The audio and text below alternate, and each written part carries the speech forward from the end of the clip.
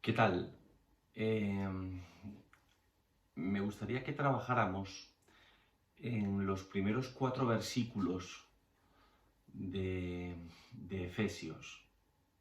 Efesios capítulo 1, versículos del 1 al 4. Lo vamos a leer en 2 partes, en 2 veces. Comenzamos con Efesios capítulo 1, versículo 1 y 2.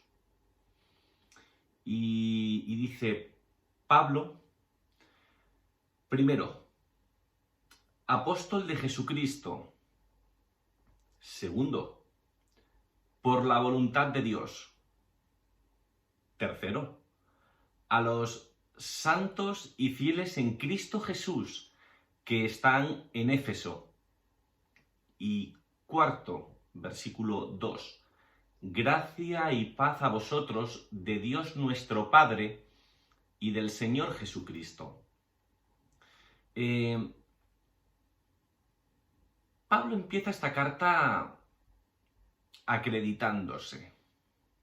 En primer lugar, dice que es apóstol de Cristo. Cuando Pablo decía eso, tenía en mente 3 cosas. A. Quería decir que pertenecía a Cristo. Su vida no le pertenecía para hacer con ella lo que quisiera. Era propiedad de Jesucristo. Y tenía que vivir siempre como Jesucristo quería que viviera. B. Quería decir que Jesucristo le había enviado. La palabra apóstol quiere decir enviado. Y C. Quería decir que todo el poder que tuviera lo tenía por delegación. Déjame explicarte esto un poco mejor. El Sanedrín era el tribunal supremo de los judíos. Bien, pues en cuestiones de religión, el Sanedrín tenía autoridad sobre todos los judíos del mundo. Cuando el Sanedrín llegaba a una decisión, pues esa decisión se le encargaba a un apóstol para que se la comunicara a las personas a las que concernía y para que comprobara que se cumplía. Cuando un apóstol así era enviado, detrás de él y en él se hallaba la autoridad del Sanedrín, cuyo representante era. Por decirlo así, el cristiano es el representante de Cristo en el mundo.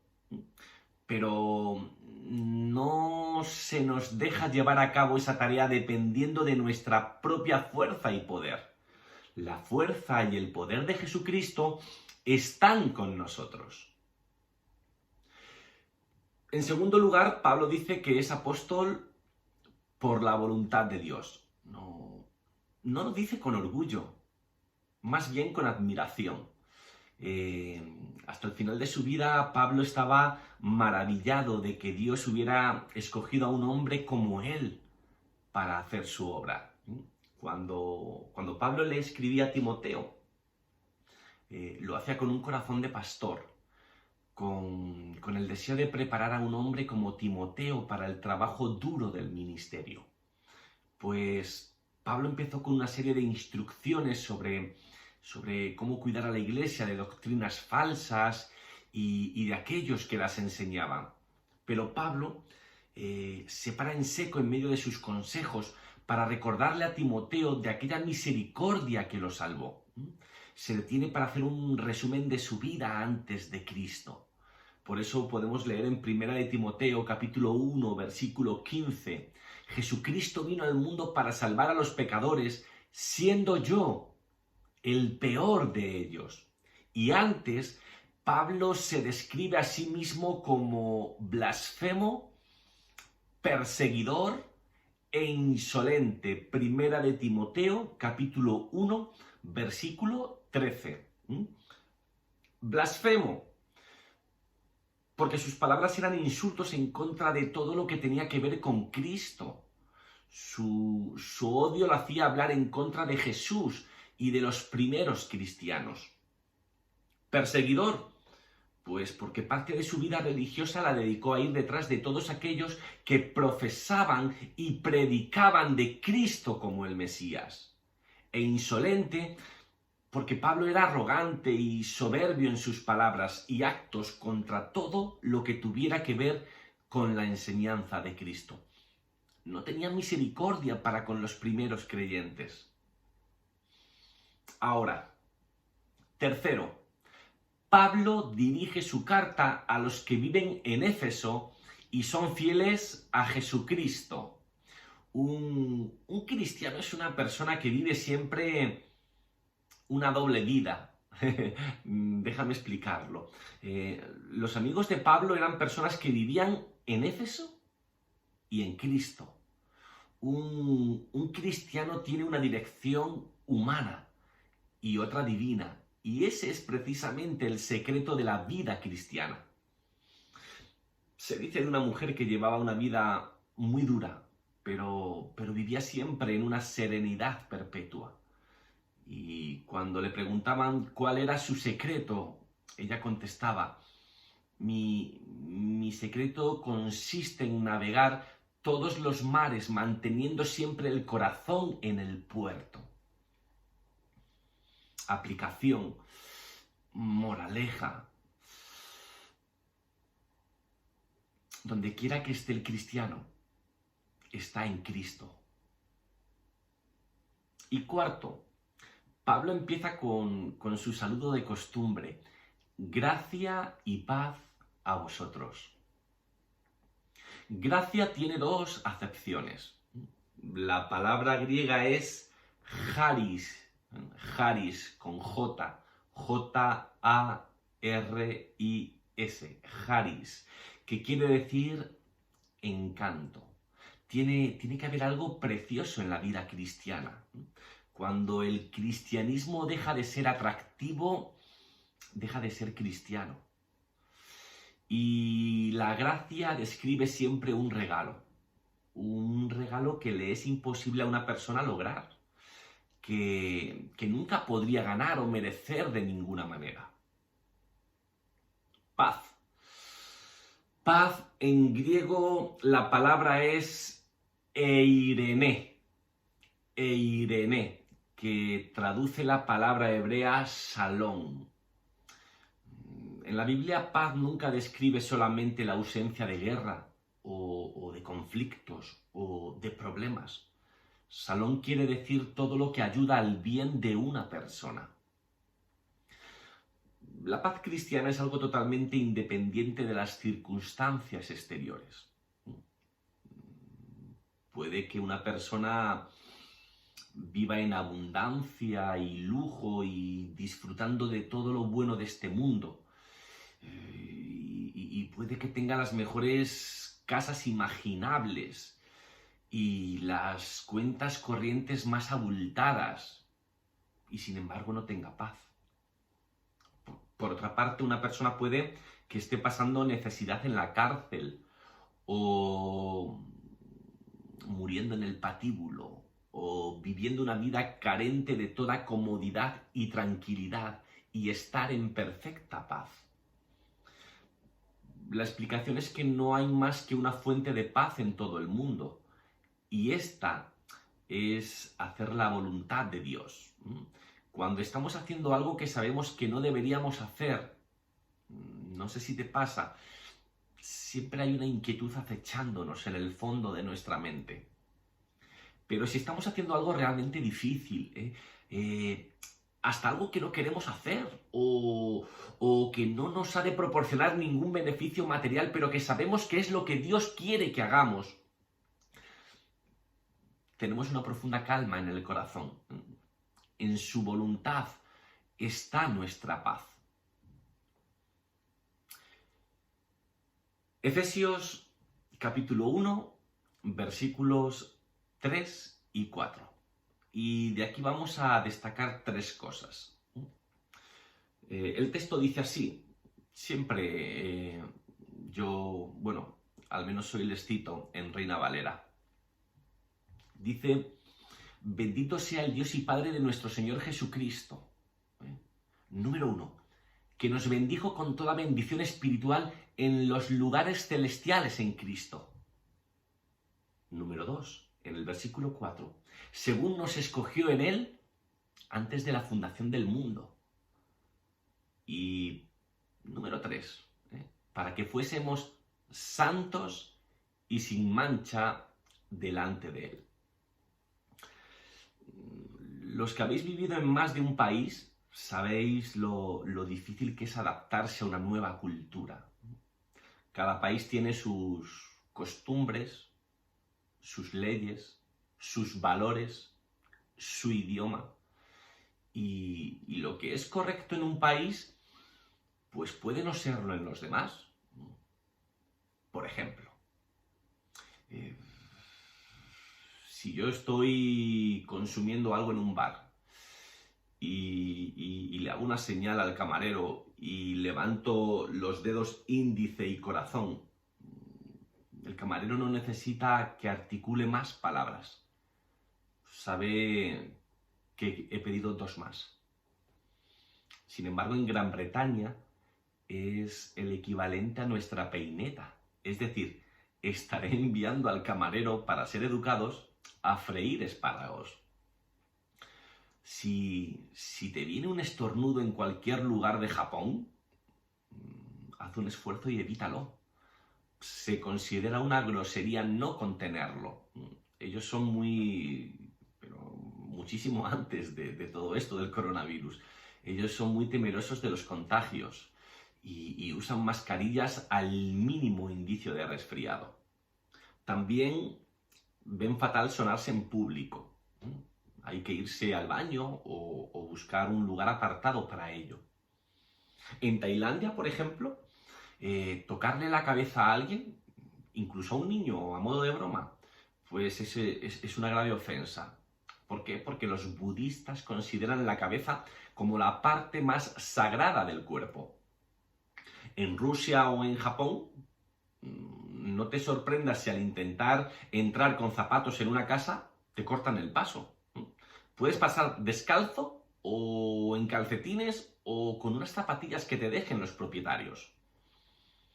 En cuanto al uso de palabras, esperma. Esperma para nosotros es el semen, pues en Colombia es la cera de las velas. Hueco para nosotros es algo no macizo, pues en Guatemala hueco es un gay. Coger aquí es agarrar. En América es realizar el acto sexual. Decirle bruto a un latinoamericano es un insulto grandísimo. Y a un puertorriqueño o a un dominicano, si le hablas de usted, se ofenden, pues les gusta la cercanía. Los recién llegados tienen que invertir mucho tiempo en aprender las formas del nuevo país. Pues en muchas cosas sucede lo mismo en la vida cristiana. Todos nacimos fuera de Cristo, separados de su reino. Muchos de nosotros pasamos muchos años aprendiendo y siguiendo las costumbres del reino de las tinieblas. Y esto es un gran desafío cuando tratamos de vivir de acuerdo a las formas de nuestro nuevo país, nuestro nuevo reino, el reino de la luz de Cristo. Esto no es algo nuevo. En el primer siglo los cristianos venían de convertirse de religiones paganas. Y antes de que llegaran a la fe en Cristo, habían pasado gran parte de sus vidas siguiendo las formas, las costumbres de Satanás.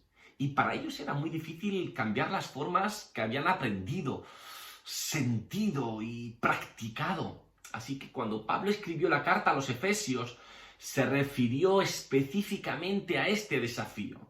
En 2 de Corintios, capítulo 5, versículo 17, dice: de modo que si alguno está en Cristo, nueva criatura es, las cosas viejas pasaron, he aquí todas son hechas nuevas.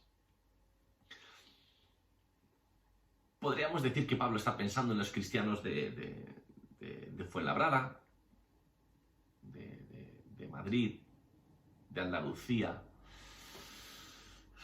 de cualquier lugar del mundo, ¿no? Como ese pueblo escogido de Dios, y su mente camina por 3 líneas. Primero, piensa en el hecho de la elección de Dios. Pablo no pensaba nunca que había sido él el que había escogido hacer la obra de Dios. Siempre pensó que había sido Dios quien le había escogido a él. Jesús les dijo a sus discípulos, ¿se acuerdan? Juan 15, 16, no me elegisteis vosotros a mí, sino que yo os elegí a vosotros. Aquí es donde está precisamente la maravilla. No sería tan maravilloso si fuera el hombre el que escogiera a Dios. La maravilla es que Dios escoge al hombre, te escoge, te invita a que aceptes los beneficios de la salvación. En cierto sentido es similar a la palabra iglesia, eclesia, que significa llamado a salir. En otras palabras, la iglesia es el grupo de los llamados, de los invitados por Dios a comprender su plan, a arrepentirse de sus pecados y recibir el Espíritu Santo. Sin embargo, ser llamado no es suficiente para ser santo. El siguiente paso es responder al llamamiento, responder a la invitación de Dios. Para ser escogidos, no solo debemos aceptar el llamado y estar agradecidos con él, también debemos hacer algo para servir a Dios y su Hijo. En segundo lugar, Pablo piensa en la generosidad de la elección de Dios. Dios nos escogió para bendecirnos con toda bendición espiritual, dice el texto. ¿Qué clases de bendiciones? Mercedes, noches de hotel, a poder ser en 5 estrellas, subidas de sueldo, ascensos. No. Salvación, perdón, redención, reconciliación, justificación. ¿Otras bendiciones espirituales? 1. Dios mora en nosotros. 2. La membresía en el cuerpo de Cristo. 3. La esperanza de la vida eterna. 4. Todo lo necesario para hacernos fructíferos. 5. Todo lo necesario para darnos gozo y paz. 6. El privilegio de orar. 7. La comunión con hermanos en Cristo. Todas estas bendiciones están relacionadas entre sí. Por ejemplo, si somos salvos es porque Cristo nos redimió y es porque Dios nos perdonó. Dios no puede justificarnos y reconciliarnos sin perdonarnos. El morar Dios, Padre, Hijo y Espíritu Santo en nosotros, significa que recibimos todas estas bendiciones y también la fuerza espiritual para poder participar en cosas espirituales y llevar a cabo la obra de Dios aquí en la tierra. Hay ciertas cosas que una persona puede descubrir por sí misma, pero hay otras que están totalmente fuera de su capacidad. Una persona puede adquirir por sí misma una cierta habilidad, puede llegar a una cierta posición, puede poseer una cierta cantidad de bienes de este mundo, pero por sí misma nunca puede alcanzar la bondad y la paz interior. Dios nos escogió para darnos esas cosas que solamente Él puede dar. Y tercero, Pablo piensa en el propósito de la elección de Dios. Dios nos escogió para que fuéramos santos e irreprensibles. Santo siempre conlleva la idea de diferencia y de separación. Te pongo ejemplos.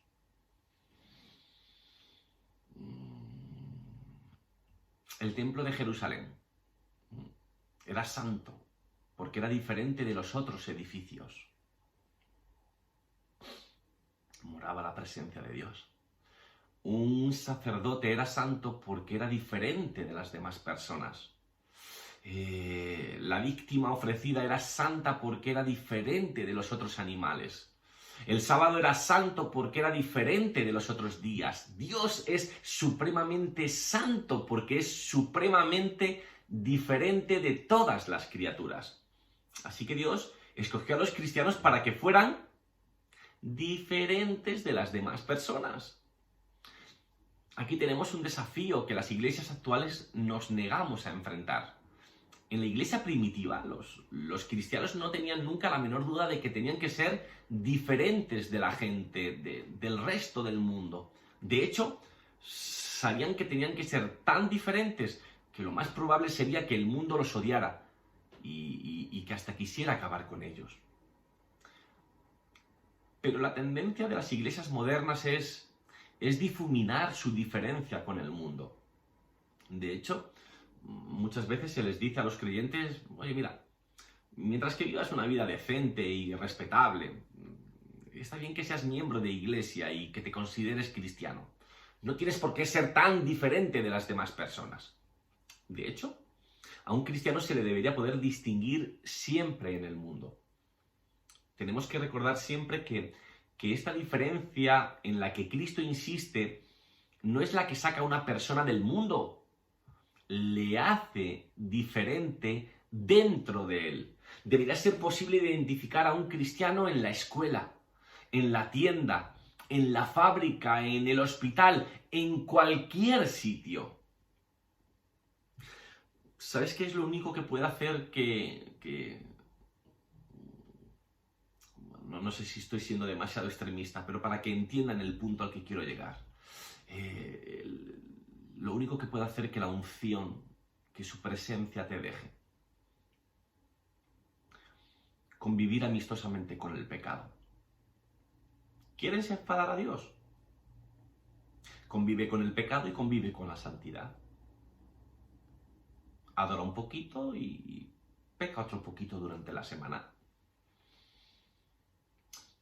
Levanta tus manos en la alabanza del domingo y las mismas manos álzalas contra tu chica cuando nadie te ve. Dile al Señor que lo amas e insulta a tu pareja en la intimidad. Creo que Dios no hace la media. Quisiera deciros, sí, no importa lo que hagas, Dios te bendice igual. Pero tampoco me gustaría que sabiendo de la santidad no la enseñara o no la predicase. Que sabiendo de la integridad no dijese que muere de amor por nosotros, pero que nos está pidiendo un paso más, que nos está pidiendo un paso de fe, que nos está pidiendo que hagamos un compromiso de santidad. Hay un animal llamado arminio. El arminio es un animal que tiene una piel de las más buscadas y valoradas del mundo. No deberían matarlo porque está en peligro de extinción, pero es que su piel se paga a miles de euros. ¿Saben cómo atrapan al arminio que tiene la piel más blanca de todos los animales de la Tierra? Pues esperan a que salgan, porque es muy veloz. Y cuando sale de la cueva, la untan con brea y con barro. Le ensucian la entrada de la cueva y esperan a que vuelva. Y cuando el arminio viene corriendo y ve a los cazadores y ve la cueva llena de brea, se para. Se pone como un ovillo y manso se deja atrapar, porque entre ensuciarse y morir, prefiere lo segundo. Entre ensuciarse la piel blanca o morir, prefiere lo segundo. Lo diré otra vez, entre ensuciarse o morir, prefiere lo segundo. Esa es la santidad, esa es la integridad. Que te cueste, que me cueste horrores, pero antes de hacer algo indebido, te aferres al Padre Celestial. Dios muchas veces prueba nuestra santidad. Seremos tentados sexualmente, tentados a robar, a mentir, a insultar. Guardémonos en santidad. No nos manchemos. Amemos su presencia por encima de cualquier otra cosa. Purifiquémonos. No nos contaminemos, comprometámonos con la santidad, cuidemos lo que escuchamos, cuidemos lo que miramos. Y terminamos. Irreprensibles, sin mancha. Esta es una palabra del lenguaje de los sacrificios. Bajo la ley judía, antes de ofrecer un animal en sacrificio, había que inspeccionarlo. Y bueno, pues si se le encontraba algún defecto, se rechazaba como impropio para ofrecerle a Dios. Solamente lo mejor era adecuado para ofrecerse a Dios. Y esta palabra indica que la totalidad de la persona debe ser una ofrenda a Dios. Considera, piensa todos los aspectos de nuestra vida. Trabajo, placer, deporte, vida familiar, relaciones interpersonales. Y nos dice que deben ser tales que se lo podamos ofrecer a Dios. Concluyo. Esta palabra no quiere decir que los cristianos deben ser respetables. Quiere decir mucho más que eso. Que deben ser perfectos. Decir que un cristiano tiene que ser irreprensible, sin mancha, es descartar, conformarse con algo menos que lo mejor. Quiere decir que el baremo del cristiano no es nada menos que la perfección. Sé que es complicado esto último, pero esa perfección está en nuestro deseo y en nuestra lucha constante de querer imitar el ejemplo de nuestro Señor. Y creo que estamos obligados a ello. Y entiendo y comprendo que hay épocas difíciles en nuestras vidas, que nos sentimos un poquito más lejos de Dios, que bajamos un poquito la guardia, que coqueteamos en exceso con el pecado. Pero nuestro deber es guardarnos de toda mancha, de luchar por imitar el ejemplo de nuestro Señor. Y yo estoy convencido de que Él nos va a ayudar en el proceso. Te va a ayudar a ti y me va a ayudar a mí. Y sabiendo, como enseñaba este domingo a los hermanos en Fuenlabrada, que a pesar de nuestros errores, a pesar a veces de nuestra hipocresía, de nuestras faltas, el Señor, como hizo con Judas, nos sigue tratando como amigos. Somos sus amigos. Y lo mejor que se puede hacer por un amigo es dar la vida por él. Así que mucha fuerza y que el Señor te siga bendiciendo.